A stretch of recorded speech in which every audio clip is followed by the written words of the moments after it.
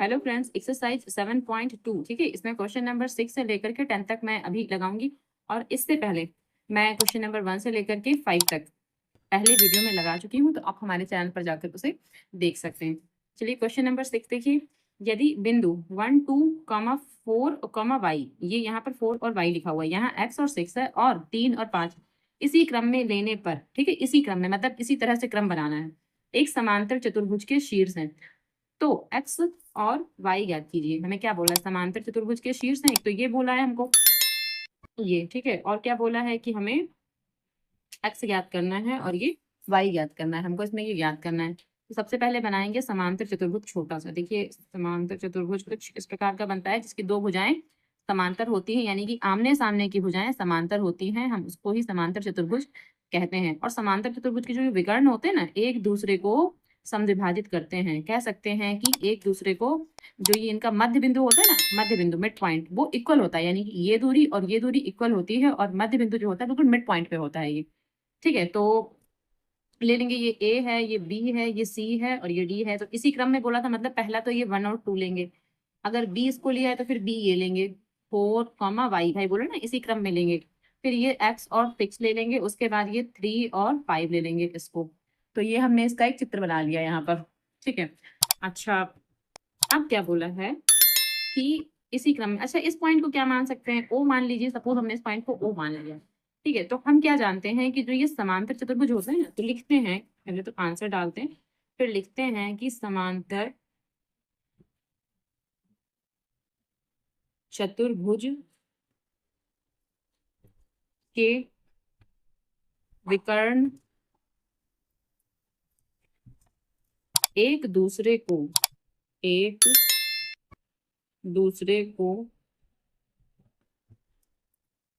मध्य बिंदु पर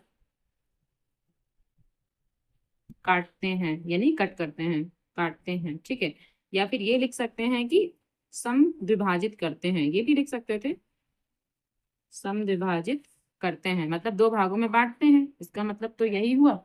अच्छा अब देखिए, जो ये ए बिंदु है, ए और ओ, ठीक है, और ओ से सी, तो अगर हम ये वाला पॉइंट लेते हैं यानी ए सी, ठीक है, तो ए सी का मध्य बिंदु ओ है, तो लिखेंगे कि ए सी का, यदि यदि ए सी का मध्य बिंदु ओ है, अगर ये इसका मध्य बिंदु ओ है, तो फिर ओ जो है इसके अगर कोई पॉइंट मान लेते हैं, सपोज एक्स कॉमा वाई, ठीक है, तो फिर एक्स वाई के निर्देशांक क्या आएंगे?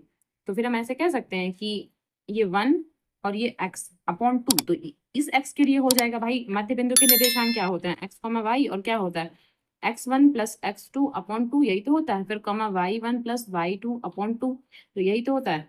तो फिर अगर हम ए और सी के लिए, भाई ए सी के लिए निकाल रहे हैं, तो अगर ए और सी की बात करें तो 1 प्लस एक्स और अपॉन में क्या 2 होगा, तो ये हमारा एक्स पॉइंट निकल के आएगा, ये वाला पॉइंट। तो हम ये कह सकते हैं 1 प्लस एक्स अपॉन 2, ठीक है, कॉमा यहाँ से y1 प्लस y2 अपॉन 2, तो y देखिए क्या 2, फिर यहाँ पर क्या है 6, तो लिखेंगे 2 प्लस 6 अपॉन 2, तो यहाँ एक्स वाई, इसका मतलब ये वाला एक्स और ये वाला वाई हो जाएगा।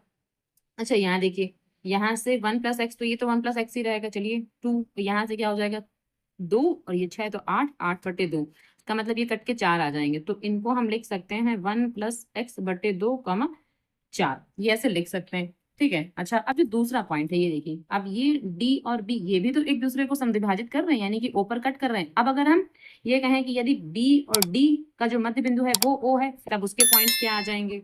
ठीक है, तो लिखेंगे कि यदि, क्या इस बार, बी डी का मध्य बिंदु ओ है, अगर बी डी का मध्य बिंदु ओ है, तो उसके लिए क्या करेंगे? तो एक्स वाई तो वही लिखेंगे, राइट, सूत्र तो वही होता है, एक्स कॉमा वाई। और इस बार क्या करेंगे? देखिए इस बार किनको किनको, 4 प्लस 3 अपॉन 2, उसके बाद 5 प्लस वाई अपॉन 2। ठीक है, तो क्या लिखेंगे 4 प्लस 3 या 3 प्लस 4 अपॉन 2, कॉमा फिर क्या लिखेंगे 5 प्लस वाई अपॉन 2। ठीक है, क्योंकि ये भी तो मध्य बिंदु ही तो है ये। ठीक है, तो एक्स कॉमा वाई, ये 4 प्लस 3 कितना 7, तो ये 7 अपॉन 2, कॉमा ये 5 प्लस वाई अपॉन 2। ठीक है, तो देखिए ये भी एक्स वाई के पॉइंट्स हैं और ये भी एक्स वाई के पॉइंट्स हैं। ये इक्वेशन 1 है, ये इक्वेशन 2 है, दोनों को कर देंगे इक्वल। तो समीकरण first is equals to second, जब फर्स्ट और सेकंड को इक्वल करेंगे तो ये वाली समीकरण इसके इक्वल हो जाएगी। यानी कि हम लिख सकते हैं 1/x is equal 1/x comma 4, ये कॉमा है, ठीक है। तो ये एक इधर हो गया इस तरफ, और इस तरफ क्या लिख देंगे, ये 7/2 कॉमा 5 + 1/2 ऐसे लिख देंगे इसको हम, ठीक। अब देखिए ये वाला इसके इक्वल होगा क्योंकि ये एक्स एक्सेस है और ये वाला वाई एक्सेस है, तो ये वाला इसके इक्वल हो जाएगा, ठीक है। यहाँ ये 5 प्लस ये वाई लिखा हुआ है तो यहाँ हम वाई बना देते हैं। अच्छा, तो ये वाला एक्सिस इसके इक्वल होगा और ये वाला जो एक्सिस है वाई एक्सिस ये इसके इक्वल हो जाएगा, क्योंकि भाई ये वाला एक्स पॉइंट होता है, ये वाला वाई पॉइंट होता है। तो फिर लिखेंगे 1/1 + x/2 इज इक्वल्स टू क्या 7/2। यहाँ से 2 से 2 कैंसिल हो जाएंगे, फिर x बराबर 7, 1 + x इज इक्वल्स टू 7, तो फिर ये x बराबर क्या होगा 7, 1 वहां जाएगा माइनस का, तो x इज इक्वल्स टू क्या 6, यानी x की वैल्यू हमारी 6 आ रही है। दूसरा देखिए ये क्या है, ये वाला ये 4 इसके इक्वल हो जाएगा, इसका मतलब हम कह सकते हैं 5 + y/2 इज इक्वल्स टू क्या 4। अच्छा, ये जो 2 है ये गुणे में चला जाएगा, यानी कि 5 + y इज इक्वल्स टू कितना 8, तो फिर y इज इक्वल्स टू 8 - 5, तो हम कह सकते हैं y इज इक्वल्स टू 3, ठीक है। तो ये हमारी दोनों वैल्यूज आ गई, x की 6 और y की कितना 3, तो लिख देंगे x इज इक्वल्स टू 6 और y इज इक्वल्स टू 3, ये 3 बना हुआ है, तो ये हमारा फाइनल आंसर हो जाएगा जो इन्होंने पूछा था। क्वेश्चन नंबर 7 है, बिंदु ए के निर्देशांक ज्ञात कीजिए। तो ए के निर्देशांक ज्ञात करने, जहां ए बी एक वृत्त का व्यास है, ए बी क्या बोला है कि वृत्त का व्यास है। चलिए सबसे पहले बना ही लेते हैं कि जो एक वृत्त है, छोटा सा एक वृत्त बना लेते हैं ये इस तरह का। फिर बोला है ए बी एक वृत्त का व्यास है, तो ए बी ऐसे मान लेते हैं क्योंकि वृत्त का व्यास बोला है तो बीचों बीच से ही बनेगा वो, ठीक है। ए बी जो है वृत्त का व्यास है, और अगर इतनी इतनी की बात करें तो त्रिज्या हो जाएगी ये, इतनी की बात करें तो ये भी त्रिज्या हो जाएगी, और त्रिज्याएं दोनों इक्वल होती हैं, ठीक है। अच्छा, और क्या बोला, जिसका कि केंद्र 2, -3 है, तो जो केंद्र ये वाला जो मिड पॉइंट है ना, सेंटर पॉइंट, तो ये बोला है 2, -3, ये सेंटर पॉइंट है इसका। तथा बी के निर्देशांक 1 और 4 है। अच्छा, बी के निर्देशांक क्या है 1, 4 है।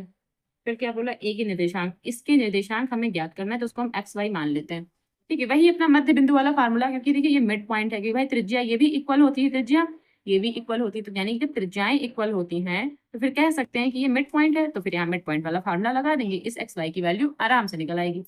देखिए कैसे करेंगे, चलिए सबसे पहले तो लिखेंगे माना कि ए बिंदु के निर्देशांक, भाई कुछ मानने भी तो पड़ेंगे उसके निर्देशांक, तो ए बिंदु के निर्देशांक, निर्देशांक क्या है उसके x, y, ये हमने माने हैं।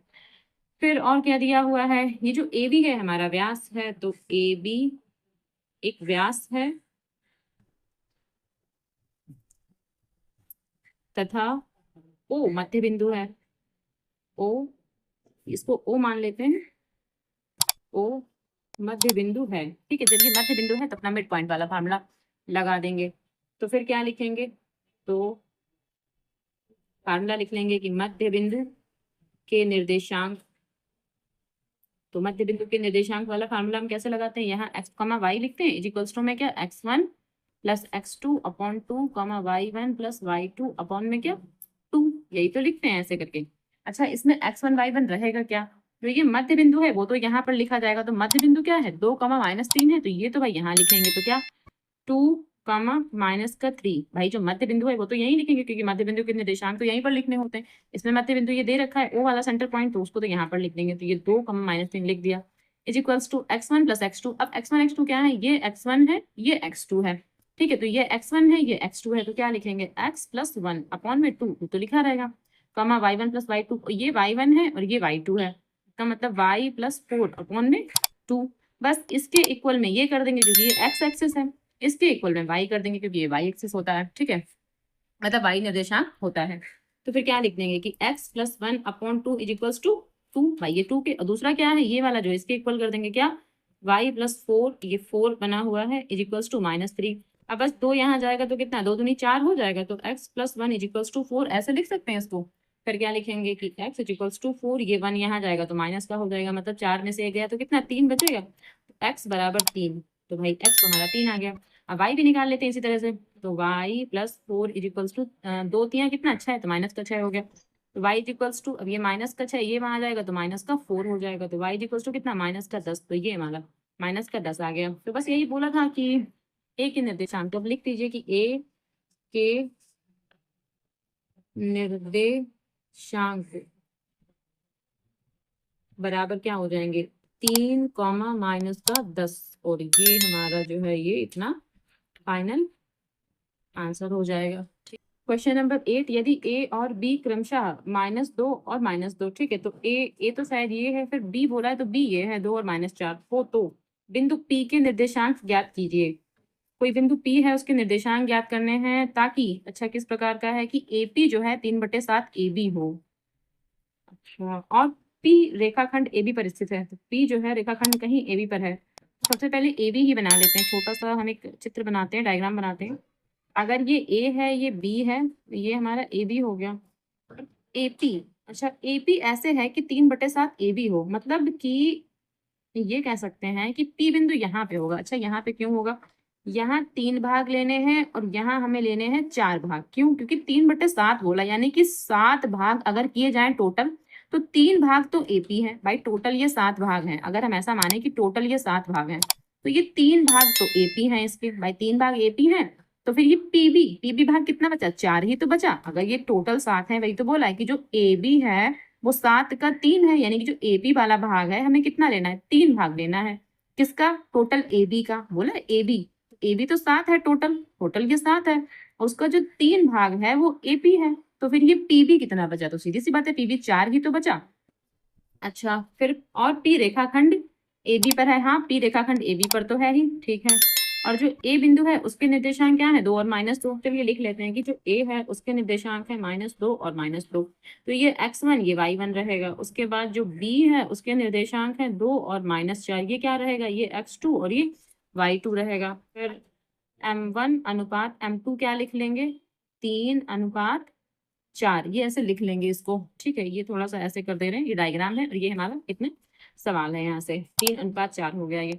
बस विभाजन सूत्र वाला अपने फॉर्मूला लगा देंगे, तो क्या लिखेंगे, विभाजन सूत्र, विभाजन सूत्र हम क्या लिखते हैं, m1x2 प्लस m2x1 अपॉन में m1 प्लस m2, कॉमा, फिर यहाँ से क्या लिखेंगे, m1y2 plus m2y1 upon m1 plus m2, ये अपना हम विभाजन वाला सूत्र यानी कि विभाजन फॉर्मूला लिख लेंगे। अच्छा, अब क्या, अब m1 की वैल्यू यहाँ से कितनी है, 3 है, तो 3 लिख देंगे, मल्टीप्लाई x2, और x2 की वैल्यू ये 2 रहेगी, तो यहाँ पर 2 लिख देंगे, प्लस m2, और m2 की वैल्यू कितनी 4 है, तो 4 लिख देंगे। और जो ये x1 है, x1 की वैल्यू ये -2, तो यहाँ पर -2 ऐसे ब्रैकेट में लिख देंगे, ठीक। फिर m1 प्लस m2 यानी कि 3 प्लस 4, ठीक है, कॉमा m1 y2, तो m1 की वैल्यू 3 है, और y2 कितना है हमारे पास, ये -2, तो यहाँ -2 लिख देंगे, प्लस m2 कितना है 4 है, तो 4 लिख देंगे, और ये y1 है, y1 देखिए क्या है -2, तो यहाँ पर -2 लिख देंगे अपॉन में, ठीक है। अपॉन में फिर से वही 3 प्लस 4, क्योंकि m1 प्लस m2 3 प्लस 4 ही तो होगा।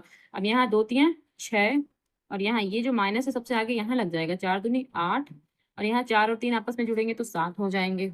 अच्छा, यहाँ 2 3 6, यानी कि माइनस का 6, भाई ये माइनस है तो आगे आ जाएगा, ये माइनस यहाँ आगे आ जाएगा, तो 4 दूनी 8, ये 8 हो गए। अब 3 और 4 मिला के 7 हो जाएंगे, तो अब चलिए घटा लेते हैं, 8 में 6 गया तो 2 बचेगा माइनस का बटे 7, कॉमा, ये 8 और 6 कितने 14, वो भी माइनस के 14 बटे 7, तो 7 एकम 7, 7 दूनी 14, यानी कि हम कह सकते हैं जो इसका आंसर आएगा -2 बटे 7, कॉमा -2। तो ये हमारे क्या आ गए, ए पी बिंदु के निर्देशांक आ गए भाई, विभाजन सूत्र से हमने निकाला है ना, तो ये क्या आ गया, पी बिंदु के निर्देशांक, बस यहाँ पर आंसर डाल देंगे कि ये हमारे पी बिंदु के निर्देशांक आ गए, ठीक। क्वेश्चन नंबर 9 है, बिंदुओं a -2 और 2, ठीक है, और b जो है वो 2 और 8 को जोड़ने वाले रेखाखंड AB को 4 बराबर भागों में विभाजित करने वाले बिंदुओं के निर्देशांक ज्ञात कीजिए। अच्छा जी, ये देखिए, जो ये एक रेखाखंड हम बनाएंगे क्या AB, तो AB के कितने बराबर भाग करने, 4 बराबर भाग करने, इसका मतलब 3 पॉइंट रख लें कहीं पर, 1 2 और ये 3 तक तो 4 बराबर भाग हो जाएंगे, अपने हिसाब से अनुमान से रख लीजिए, ठीक है। तो एक भाई 1 2 3 4 तक तो 4 बराबर भाग होंगे, इसका मतलब 4 बराबर भाग करने को बोला है तो हमें 3 पॉइंट रखने हैं कहीं ना कहीं, 1 2 3 तब तो 4 बराबर भाग होंगे इसके। तो जो ए के पॉइंट्स हैं वो है -2 और 2, और जो बी के पॉइंट्स हैं वो है 2, 8।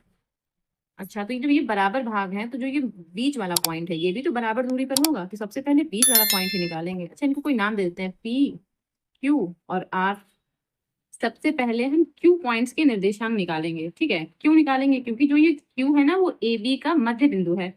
तो फिर ए, अच्छा ए क्या है, ए यहाँ पर है -2 और 2। ठीक है, और जो ये बी है, बी क्या है, 2 और 8। तो अगर हमें क्यू के निकालने हैं तो क्यू के पॉइंट यानी एक्स ऑफ वाई ऐसे लिख सकते हैं, क्यू एक्स ऑफ वाई, क्योंकि क्यू के निकाल रहे हैं। फिर क्या formula, x1 + x2/2 comma y1 + y2/2 ऐसे लिखेंगे। ठीक है, फिर आप देखिए, अब x1 + x2। अच्छा, x1 की वैल्यू क्या है, ये x1 है, ये x2 है। तो x1 का मतलब है क्या, -2, और ये वाला 2 अपॉन में ये 2 हो जाएगा, कॉमा y1 + y2, y2 क्या है 2, और ये +8, ये कॉमा नहीं है यहाँ पर, अपॉन 2। तो माइनस, ये माइनस और ये प्लस क्या हो जाएंगे, 0 हो जाएंगे, तो 0/2। तो इसका मतलब ये 0/2 और ये 10/2 यानी 10/2, ये कैंसिल हो जाएंगे, 5 हो जाएगा यहाँ से। ये जब 0 से 2 को डिवाइड कर देंगे, 0 को 2 से डिवाइड करेंगे तो 0 आ जाएगा, तो 0,5। यानी कि हम ये कह सकते हैं कि जो ये चित्र बना हुआ था, इस चित्र में जो क्यू है, क्यू के जो पॉइंट्स हैं 0,5 हो जाएंगे। ठीक है, अब देखिए ये जो ए बिंदु है और ये क्यू बिंदु है। ठीक है, तो ये वाला जो पी बिंदु है, तो ए और क्यू का मिड पॉइंट रहेगा भाई। जो ये पी वाला बिंदु है वो ए और क्यू का मिड पॉइंट ही तो है। तो मतलब अगर हम ए और क्यू से पी के मिड पॉइंट निकालना चाहे तो फिर से यही फार्मूला लगा देंगे। तो बस क्या लिखेंगे इसका, ए के लिए क्या, -2 और 2, ये 2 है, पॉजिटिव है। और क्यू के लिए क्या है हमारे पास, 0 और 5, ये क्यू के लिए है। तो अगर अब मध्य बिंदु निकालना है यानी कि पी के निर्देशांक, तो पी ऑफ एक्स वाई कैसे निकालेंगे, अब डायरेक्ट उनको जोड़ते हैं, फार्मूला बार बार नहीं लिखते हैं। यानी कि -2 + 0/2, ठीक है, ऐसे लिखेंगे, कॉमा 2 + 5/2। क्यों भाई, क्योंकि ये x1 ये x2/2, फिर यहाँ से y1 + y2/2 ऐसे करके लिख देंगे। अच्छा, अब -2 और 0 कितने हो जाएंगे, तो -2 ही रहेगा अपॉन 2, कॉमा ये कितने, 7/2। ठीक है, तो ये कैंसिल हो जाएगा, तो -1, यानी कि हम इसको कह सकते हैं -1, 7/2। ये आ गए हमारे P बिंदु के निर्देशांक। यानी कि जो ये P बिंदु लिखा हुआ है, जो उसके निर्देशांक आए हैं। ठीक है, तो उसके निर्देशांक क्या आए हैं, एक ये -1, 7/2, ये आ गए हमारे P बिंदु के निर्देशांक। अब हमें R के निकालने हैं भाई, यही तो बोला था कि सभी बिंदुओं के निर्देशांक, जो चार खंड इनको विभाजित कर रहे हैं ना, उनके सभी बिंदुओं के निर्देशांक यानी P, Q और R के ही तो निकालने थे हमको। तो अब R के निकालेंगे, और R के कैसे निकालेंगे, जो ये Q है और जो ये B है। ठीक है, Q और B जो है वो R को समविभाजित कर रहा है। ठीक है, तो R बिंदु के निर्देशांक कैसे निकालेंगे, लिखेंगे कि R of x, y is equals to, क्या लिख लेंगे, अब डायरेक्ट करते हैं। जैसे यहाँ पर क्या है, देखिए 0 + 2 होगा, अपॉन 2 हो जाएगा, उसके बाद में 5 + 8/2 हो जाएगा। तो सीधे लिखते हैं क्या, 0 + 2/2, 5 + 8/2 ऐसे लिख लेते हैं। अब देखिए 2 में 0 जोड़ेंगे तो 2 ही आएगा, अपॉन 2 हो जाएगा, 5 में अगर हम 8 जोड़ेंगे तो कितना, 13/2 हो जाएगा। ये कैंसिल हो जाएगा, इसका मतलब क्या, 1,13/2। ठीक है, जो आर बिंदु के निर्देशांक आ रहे हैं वो क्या आ रहे हैं, 1,13/2। तो अब जितने भी आंसर है सबको एक साथ लिख देंगे। यानी कि जो पी है, पी बिंदु के जो निर्देशांक थे वो क्या आए थे, 0,5, ये पी बिंदु के हो गए। और क्यू बिंदु के निर्देशांक क्या आए थे हमारे पास, -1,7/2, ये क्यू बिंदु के हो गए। और आर के निर्देशांक आए थे 1,13/2, तो ये आर के हो गए। बस ये पूरा का पूरा ऐसे करके इसको आंसर डाल देंगे। ठीक है, क्वेश्चन नंबर 10, इसका लास्ट क्वेश्चन है, एक समचतुर्भुज का क्षेत्रफल ज्ञात कीजिए, इस जिसके शीर्ष इसी क्रम में, ठीक है, इसी क्रम में 3,0, 4,5, -1,4 एंड -2, -1 है। ये शीर्ष दे रखे हैं किसके, समचतुर्भुज के। ठीक है, और क्या बोला है, तो इसका हमें क्या ज्ञात करना है, क्षेत्रफल ज्ञात करना है। अच्छा, समचतुर्भुज का जो क्षेत्रफल होता है वो क्या होता है, 1/2 गुणे उसके विकर्णों का गुणनफल। ठीक है, तो ये तो इसमें संकेत में लिखा हुआ भी है, बुक में आप देख लीजिएगा, संकेत में ही लिखा हुआ है कि समचतुर्भुज का जो क्षेत्रफल होता है उसके विकर्णों का गुणनफल होता है। जैसे ये समचतुर्भुज हम छोटा सा बना रहे हैं यहाँ पे साइड में, छोटा सा ये है। ठीक है, इसमें अगर इसको ए मानते हैं, इसको बी मानते हैं, इसको सी, इसको डी, और ए के अगर पॉइंट्स लेते हैं 3,0 और बी के पॉइंट्स लेते हैं 4,5, ए बी सी, फिर सी यहाँ रहेगा। ठीक है, क्योंकि इसी क्रम में लेना है ना, क्रम हम चेंज नहीं करेंगे, तो फिर ए बी सी डी क्रम ऐसे ही रहना चाहिए, तो ए बी सी डी। अब सी के पॉइंट्स फिर रहेंगे -1,4, ये 1 है, इसके बाद डी के जो पॉइंट्स रहेंगे वो -2, -1 रहेंगे। तो ये समचतुर्भुज है। और इसके विकर्ण क्या होंगे, एक विकर्ण होगा बीडी और दूसरा विकर्ण होगा क्या, एसी। ठीक है, ये एसी विकर्ण होगा, एक बीडी विकर्ण होगा। तो सबसे पहले हम क्या निकालेंगे, विकर्ण निकालेंगे। तो अच्छा, इसको लिख लेते हैं कि a बराबर जो है हमने उसको 3,0 माना है, और b को हमने क्या माना है 4,5। अच्छा, c को क्या माना है -1,4, और फिर d को क्या माना है -2, -1, ये हमने माना है। तो फिर अब हमें क्या निकालना है, विकर्ण AC की दूरी ही तो निकालना है सबसे पहले। तो लिखेंगे विकर्ण AC। अच्छा, AC विकर्ण कहाँ है, देखिए ये A है, ये C है। ठीक है, तो A से C घटाइए, या A से C घटाइए, या फिर C से A कुछ भी घटा दीजिए। तो रूट ऑफ क्या, x1 - x2 या x2 - x1। तो हम x1 - x2 कर रहे हैं। अच्छा, तो 3 में से अगर हम 1 घटाएंगे तो 3 और माइनस, यहाँ माइनस पहले से है तो 1 का प्लस उसका स्क्वायर कर देंगे। प्लस देखिए, प्लस होता है भाई, दूरी वाला फार्मूला लगा रहे हैं ना, ये दूरी होती है ना, तो दूरी का फार्मूला क्या होता है, d = root of x1 - x2 का होल स्क्वायर, फिर प्लस y1 - y2 का होल स्क्वायर। तो बस फिर अब 0 0 में से क्या, ये वाला ये 4 घटा रहे हैं, इसका स्क्वायर कर दिया हमने। तो फिर कितना आएगा, 3 और 1 4, 4 का स्क्वायर कितना 16 होता है। यहाँ क्या है 4 माइनस का 4, भाई 4 में से तो 0 घटाएंगे तो जाएगा नहीं, तो इसका मतलब माइनस का 4, और माइनस के 4 का स्क्वायर क्या होता है 16। तो यहाँ पर भी 16 लिख देंगे। तो इसका मतलब 16 और 16 कितने हो जाएंगे, अंदर ब्रैकेट में 32 हो जाएंगे यहाँ पर। ठीक है, तो अभी 32 ही दिखा रहने देते हैं, फिर बाद में इसको और सॉल्व कर लेंगे। या 4 चौके 16 और 16 दूनी 32 को 4√2 भी लिख सकते हैं। ठीक है, गुणनखंड करके आप इसको देख लीजिएगा, 4√2 ही आएगा। उसके बाद दूसरा विकर्ण कौन सा, बीडी। तो फिर लिखेंगे विकर्ण, इस बार क्या बीडी लेना है, तो बीडी इक्वल्स टू क्या होगा, इस बार देखिए बी यहाँ पर है और डी यहाँ पर है, बीडी लेना है। तो फिर 4 में से 2 घटा देते हैं, तो 4 - 2, और यहाँ माइनस पहले से, इसका मतलब ये प्लस हो जाएगा। तो 4 + 2 का स्क्वायर, प्लस फिर यहाँ 5 माइनस, यहाँ माइनस पहले से, तो फिर यहाँ पर प्लस कर देंगे तो 1 का स्क्वायर हो जाएगा। तो इसका मतलब ये क्या हो गया, 4 2 6, तो 6 का स्क्वायर कितना 36 हो जाएगा। फिर यहाँ पर 5 और 1 कितना 6, 6 का स्क्वायर फिर से 36 हो जाएगा। तो 36 36 कितना 72, 72 हो जाएगा। और 72 को हम लिख सकते हैं 2, तो 36 6 36, 36 दूनी 72, 6√2, इसको हम लिख सकते हैं 6√2। ठीक है, 72 को हम लिख सकते हैं 6√2। आप ये गुणनखंड करके कीजिएगा, या हम अभी साइड में बता देंगे कि कैसे हमने लिखा था ये। चलिए, अब क्या पूछा है इसमें, अब पूछा है कि समचतुर्भुज का क्षेत्रफल ज्ञात कीजिए। तो क्या लिखेंगे, समचतुर्भुज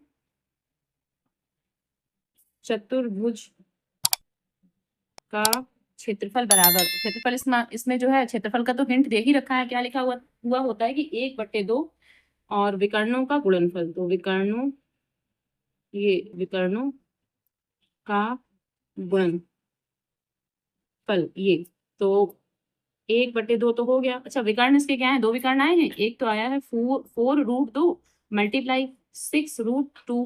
तो ये 2 से कट कर लीजिए, 2 1 2 और 2 2 4। तो इसका मतलब अब यहाँ क्या बचा है, ये 1 बचा है, ये 2 बचा है, भाई 1 बचा, ये 2 बचा, ये 6 बचा। तो कैसे लिखेंगे, 1 × 2√2 मल्टीप्लाई 6√2। अब इनके आपस में कैसे गुणा करेंगे, सबसे पहले 1 की 2 से कीजिए, 2 ही आएगा। फिर 2 की 6 से कर दीजिए तो 12। तो यहाँ तो आ गया 12 गुणे, भाई पहले संख्याओं की गुणा कर दीजिए, जो संख्याएं लिखी है 6 दूनी 12, 12 1 कम 12, तो ऐसे कर लीजिए। उसके बाद √2 और √2 इनका जब आपस में मल्टीप्लाई करेंगे तो 2 आ जाएगा, केवल 2। ठीक है, ये हम आपको पहले ही बता चुके हैं कि जैसे अगर कहीं √3 मल्टीप्लाई √3 ऐसे लिखा हुआ है तो फिर उसका जो आंसर आता है सिर्फ 3 आ जाता है। या फिर कहीं √a मल्टीप्लाई √a, तो फिर उसको सिर्फ एक बार a लिख देते हैं, बस ये इसका रूट हट जाते हैं दोनों, और एक ही जो संख्या होती है दोनों में, वो एक संख्या एक बार लिख दी जाती है। तो ये ऐसे हो जाएगा। तो अब 12 दूनी कितना हो जाएगा 24, तो यहाँ 24 लिख देंगे, यानी कि जो समचतुर्भुज का क्षेत्रफल आ रहा है वो 24 आ रहा है। तो लिख देंगे समचतुर्भुज का क्षेत्रफल बराबर कितना 24। ठीक, ये हमारा इसका आंसर आ जाएगा। ये देखिए 32 को मैंने कैसे 4√2 लिख दिया था, एक बार ये भी समझ लीजिए। वैसे मैं समझा चुकी हूँ कई बार, लेकिन फिर भी एक बार और देख लीजिए। जैसे 32 है ये, तो 32 के अगर हम गुणनखंड करेंगे 2 से करेंगे ना, 2 1 कम 2, 2 6 12, फिर 2 से करेंगे 2 8 16, फिर 2 से करेंगे तो क्या हो जाएगा 2 चौके 8, फिर 2 से करेंगे 2 दूनी 4, और फिर 2 से करेंगे 2 1 कम 2, यानी कि 32। भाई 32 था ऐसे रूट के अंदर, तो फिर इसको क्या लिखेंगे 2 गुणे 2 गुणे 2 गुणे 2 गुणे 2, क्योंकि ये देखिए 2 2 2 5 बार आए, 5 बार ऐसे लिख लेंगे। फिर क्या करेंगे, फिर हम बनाएंगे जोड़े। जोड़े का मतलब ये 2 का जोड़ा बन रहा है, ये 2 का जोड़ा बन रहा है। तो जब ये जोड़ा बनता है तो एक बाहर निकालते हैं, एक ही खत्म हो गया। फिर इसमें से भी एक ही बाहर निकाल लेते हैं, एक ही खत्म हो गया। अंदर सिर्फ एक ही तो बचा, तो जो बचा वो अंदर लिखा रहेगा। इसका मतलब 2 दूनी 4, तो ये 4√2। ठीक है, तो इसलिए हमने डायरेक्ट इसको 4√2 लिख दिया था। इसी प्रकार 72, अच्छा 72 को भी देख लीजिए कैसे मैंने किया था। 72 है तो पहले 2 से करेंगे, 2 तियां 6, 2 छंग 12, फिर 2 से करेंगे, 2 एकम 2, 2 अट्ठी 16, फिर 2 से करेंगे 2 नाम 18 और फिर 3 से करेंगे, 3 तियां 9, क्योंकि 2 से तो जाएगा ही नहीं, फिर 3 एकम 3, ये हमने बनाया इसको। अब इसके भी जोड़े बनाते हैं। देखिए 2 का जोड़ा यहाँ पर है और यहाँ 3 का जोड़ा है। अगर हम इसको ऐसे रूट के अंदर लिखेंगे, क्या 2 गुणे 2 गुणे 2 गुणे 3 गुणे 3, तो फिर 2 का जोड़ा है, 2 तो एक बाहर निकालेंगे, यहाँ 3 का जोड़ा है तो एक 3 बाहर निकाल लेंगे, बाकी ये 1 2 और ये 1 3 तो खत्म ही हो गया, अंदर सिर्फ एक 2 ही तो बचा भाई। 2 का जोड़ा है, एक बाहर आया, एक खत्म। यहाँ 3 का जोड़ा है, एक बाहर आया, एक खत्म। अब यहाँ जो 2 बचा हुआ है ये अंदर ही रह जाएगा ऐसे, यानी कि 3 दूनी 6 और 6√2। तो इसको 72 को ही देखिए 72 को √72 को, ठीक है, कैसे हमने 6√2 लिख दिया ऐसे। आपको अब समझ में आ गया।